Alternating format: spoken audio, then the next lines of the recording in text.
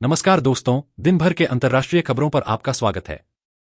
आज की सबसे बड़ी खबर सामने निकल कर आ रही है भारत और बांग्लादेश से, जहां पर इस समय बांग्लादेश के जो हालात देखने को मिल रहे हैं। भारत को शायद इसके बारे में बहुत पहले से पता था, इसलिए भारत ने आज बांग्लादेश के चारों तरफ स्ट्रांग इंडियन मिलिट्री बेस बना करके तैयार कर रखे हैं। चाहे जमीन हो, आसमान हो, समंदर हो, हर तरफ भारत की मजबूत पकड़ है। जानते हैं इससे जुड़े हुए सारे डिटेल्स। इसके अलावा दूसरी अपडेट सामने निकलकर आ रही है। भारत 30 बड़े देशों के साथ मिलकर के एक बहुत बड़ा युद्धाभ्यास करने जा रहा है। इसके अलावा मिडिल से भी कुछ बड़ी खबरें सामने निकलकर आ रही है, जहां पर जल्द ही मिडिल ईस्ट के अंदर तनाव और ज्यादा बढ़ सकता है। आज के इस वीडियो में देश दुनिया से जुड़ी हुई 5 इंपॉर्टेंट अपडेट हम आपको बताने वाले हैं। यदि आपको हमारी सीरीज पसंद आ रही है तो आज के वीडियो को लाइक और चैनल को सब्सक्राइब जरूर कीजिए। सबसे पहले भारत और बांग्लादेश की बात की जाए तो आज दोनों देशों के बीच में करीब 4096 किलोमीटर की लंबी जमीनी सीमा है। लेकिन ऐसे में आपके मन में सवाल आ सकता है कि अगर बांग्लादेश को जिस स्थिति में शेख हसीना को छोड़ना पड़ा है, अगर यहां पर चीन या फिर पाकिस्तान के नेता अलग अलग तरीके से भड़काते हैं और बांग्लादेश किसी तरीके से भारत पर एक्शन लेने का सोचेगा तो भारत किस तरीके से काउंटर करेगा? इसका जवाब है कि भारत और बांग्लादेश की सीमा कहने को सिर्फ 4096 किलोमीटर की है, लेकिन इस इलाके में बहुत सारी चुनौती है। लेकिन इन सभी चुनौती से निपटने के लिए भारत ने आज से कई सालों पहले ही तैयारी करनी शुरू कर दी थी। आज इस रास्ते में कई बड़े जंगल, नदियां, पहाड़, दलदली इलाके हैं। इसके बावजूद भी बांग्लादेश की चारों सीमा पर भारत की तरफ से बड़े इंपॉर्टेंट इंफ्रास्ट्रक्चर तैयार किए जा चुके हैं और बांग्लादेश के अंदर तो अभी बड़ी घटना देखने को मिली है। इससे पहले छोटे मोटे विरोध प्रदर्शन बांग्लादेश के अंदर हुए हैं। कई तरीके से ह्यूमन ट्रैफिकिंग भी भारत के अंदर की जा रही थी। लगभग सभी चीजों को भारत की तरफ से काउंटर किया जा रहा था। सिर्फ ह्यूमन ट्रैफिकिंग नहीं बल्कि ड्रग्स, हथियार और कई प्रकार के आतंकियों सप्लाई भी इसी जगह से की जा रही थी। इन सभी चीजों को काउंटर करने के लिए भारत ने बहुत पहले से ही सीमाओं को मजबूत करने का काम कर दिया था। और आप जानते हैं कि भारत के कौन कौन से मिलिट्री बेस है जहां से हम बहुत ज्यादा मजबूती और कंट्रोल रख सकते हैं। पहले भारतीय वायुसेना बेस की बात की जाए तो पहला हासीमारा एयरफोर्स बेस, जो कि बांग्लादेश की सीमा से मात्र 20 किलोमीटर दूर पश्चिम बंगाल में है। दूसरा बागडोगरा एयरफोर्स बेस, जो कि बांग्लादेश की सीमा से मात्र 30 किलोमीटर दूरी पर बांग्लादेश के अंदर मौजूद है। इसके अलावा पानागढ़ एयरफोर्स बेस बांग्लादेश की सीमा से सिर्फ 50 किलोमीटर दूर है। कलाईकुंडा एयरफोर्स बेस सिर्फ बांग्लादेश से 60 किलोमीटर दूरी पर है। वहीं थल सेना के बेस की बात की जाए, पहला है बिन्नागुड़ी कंटोनमेंट, जो बांग्लादेश से सिर्फ 10 किलोमीटर की दूरी पर है।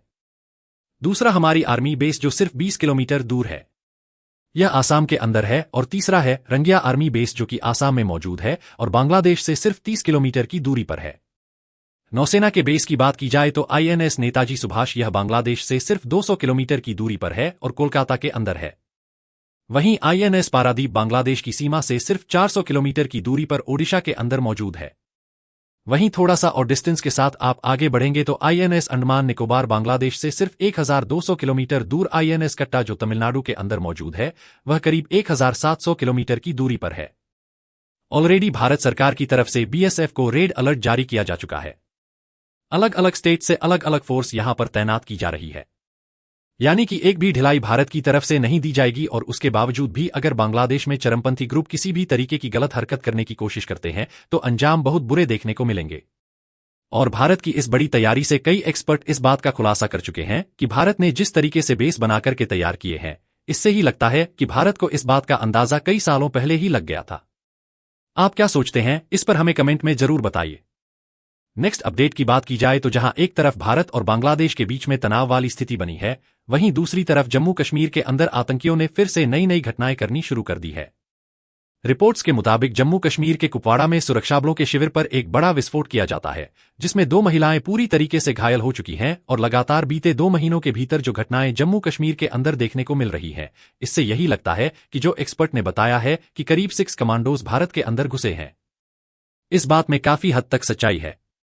इसलिए भारत सरकार भी एक्शन मोड में आ चुकी है। लेकिन आपको बता दें, यह घटना बीते मंगलवार को देखने को मिली है और इस तरीके का विस्फोट भारत के लिए बड़ी दिक्कत पैदा कर सकते हैं। इन सभी चीजों से निपटने के लिए असम राइफल्स की 2 बटालियन भेजी जा चुकी है। जम्मू के अंदर और जम्मू रीजन में आतंकी हमलों से लगातार हो रही बढ़ोतरी के बीच केंद्र सरकार ने यह बड़ा फैसला लिया है।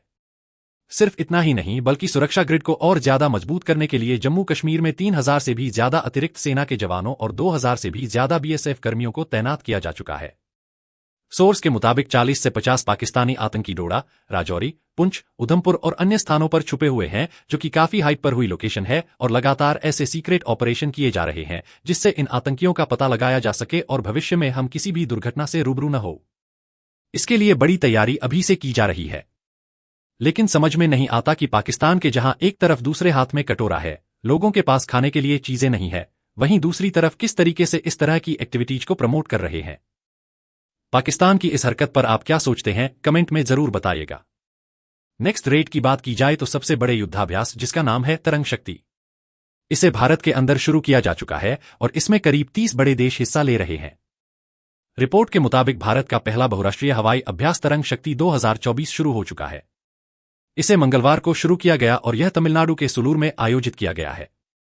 इसमें Australia, Bangladesh, France, Germany, Greece, Spain, UAE, Britain, America और सिंगापुर सहित 10 देशों ने पार्टिसिपेट करते हुए अपने लड़ाकू विमान भेज दिए हैं।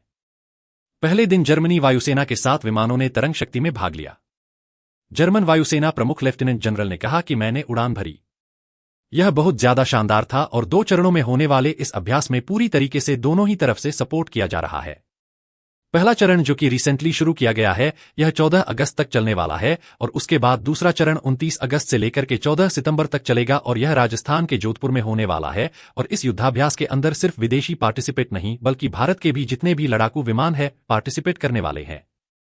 चाहे तेजस, राफेल हो, मिराज हो, जगुआर, इन अन्य सभी लड़ाकू विमान इस अभ्यास में पार्टिसिपेट करने वाले हैं। और इस बड़े युद्धाभ्यास के अंदर दुनिया के 30 देश भारत के साथ खड़े हैं, जो तमाम तरीके की परफॉर्मेंस दिखा रहे हैं।